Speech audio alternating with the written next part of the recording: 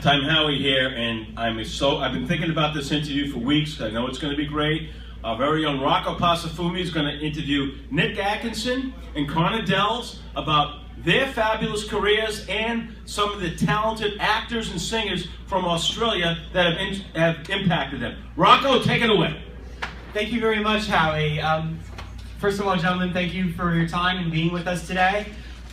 Just talk a little bit, first of all, about what made you guys both want to get into show business. Great question. It's interesting because Connor and I are both from Perth.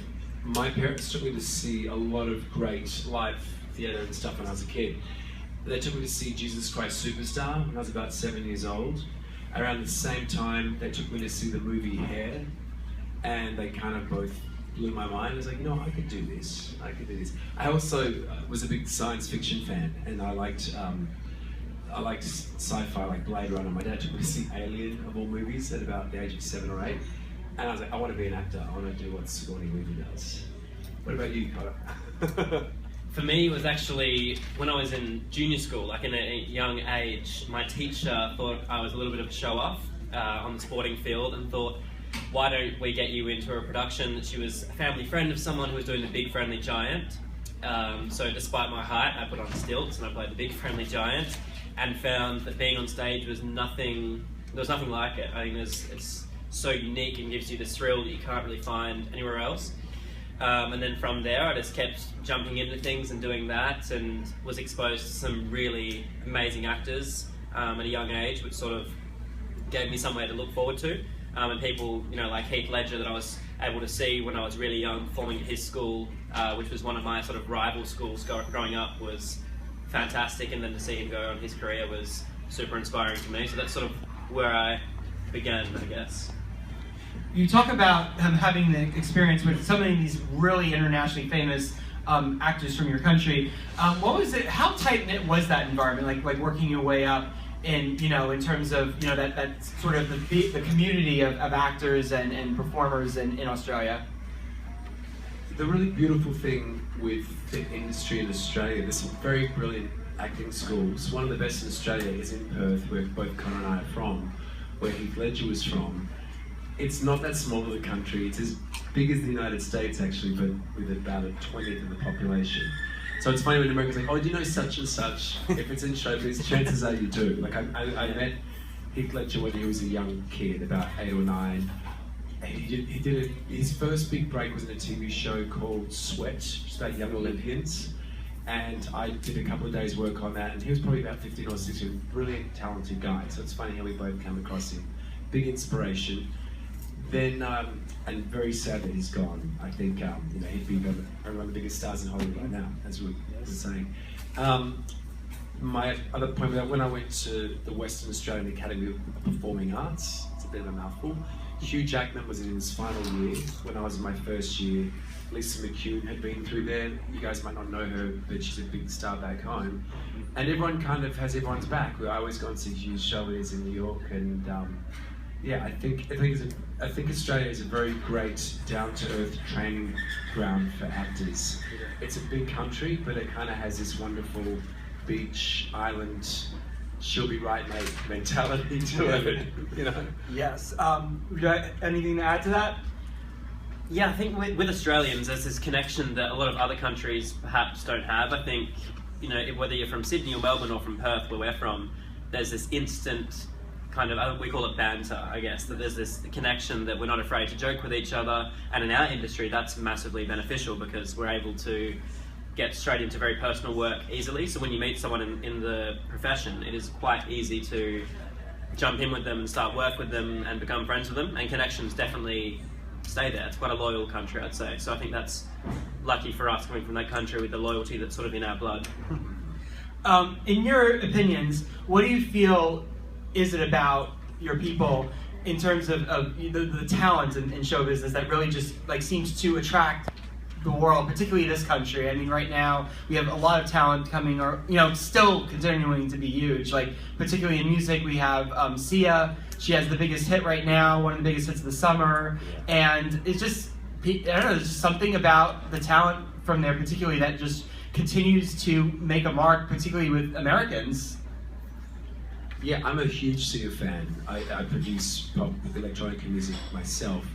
I think the really wonderful thing, whether it's music, acting, anything kind of creative, I think what it is there's a authenticity and I don't know that sincerity is the right word, but I think Australia's very authentic and you know, Sia's been around for quite a while now, and I know Australians aren't afraid to throw all of their heartbreak into their work. Because I know that early on in her life, and I don't know enough about her, but she lost a partner in an accident or something like that, and she threw a lot of that into her music. And I think Australians are very, as much as Aussies can put on a brave face, they're very honest about throwing themselves at their work, and whatever tragedy, whatever sadness, depression, whatever may be ailing you, they're not afraid to throw it at your work. I think. Would you like to add anything to that? Yeah, I think, and this is sort of exemplified with Hugh Jackman, is the charisma that Australians have. I think we're all brought up on this sort of attitude of she'll be right, which is a very famous sort of Australian saying, and just sort of jumping in the deep end. And I think that sort of serves us really well in the performing arts industry, because we're given this charisma from our parents, and you know, living by the beach in a very, very sporting nation, that you're just sort of taught to just go and just do it, which is probably the hardest bit about acting and singing and performing, is just jumping in. And once you've started, it just sort of happens and falls into place. So I think that charisma that is, again, in our blood and in the soil sort of helps us a lot. Yeah.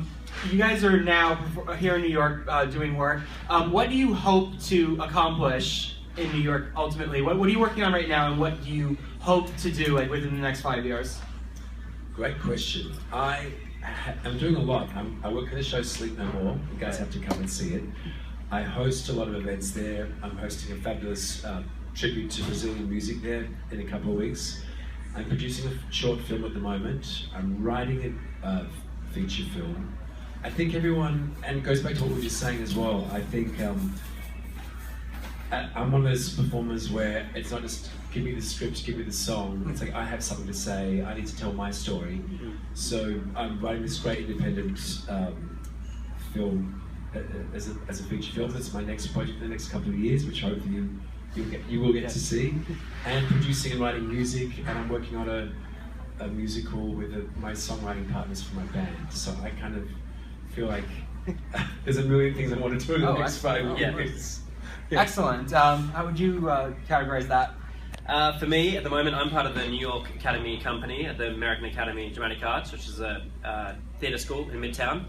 So until February, I'll be doing shows and repertory with my company, which is a fantastic opportunity, as I graduated from there earlier this year. So I'll be doing shows there all year and getting a real chance to sort of spread my wings earlier on in my career. I'm also working on a play that I'm going to probably mount in the Fringe next year. It's an Australian play that I devised in the bush in the outback in Australia in 2013, and did it in some local theatres in Perth, and now really want to bring it across here in a new form with some American influence, that type of thing. So that's sort of my focus at the moment, and getting sort of into the industry, as my career here is relatively just starting, which is exciting and scary and all those things, which is great.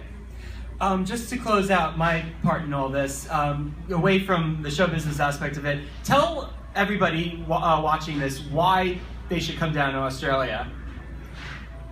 Australia is the most beautiful place in the world, and Connor can vouch for me on this. Perth has the most beautiful beaches in the world. It's kind of a very dry landscape. It's almost like I would compare to Greece, or somewhere maybe in California, but the beaches are pristine white. The ocean is beautiful and perfectly blue. You can see those great white sharks coming in from 500 yards. Would you like to add anything to that? Yeah. I would say Australia is so diverse, and what you see on the TV and films is only the tiniest bit of it. I think because our film and TV industry is nothing compared to what the UK or the US is, there is so much stuff that you can go on a beach that is the most beautiful beach in the world and there'd be no one else on it. You know, there's some beautiful beaches in California and as Nick was saying, in Greece, but they're packed. They're busy, they're very touristy, and although Australia is sort of a tourist, a lot of sort of young adults like to travel there, you can still find an empty beach and some amazing stuff. And it is developed. It's not we're not a desert or we're not deserted. We are a developed nation. So it's a beautiful place. Definitely come. Thank you guys. This concludes my portion of it. I will transfer it now to my colleague Richard for some more questions.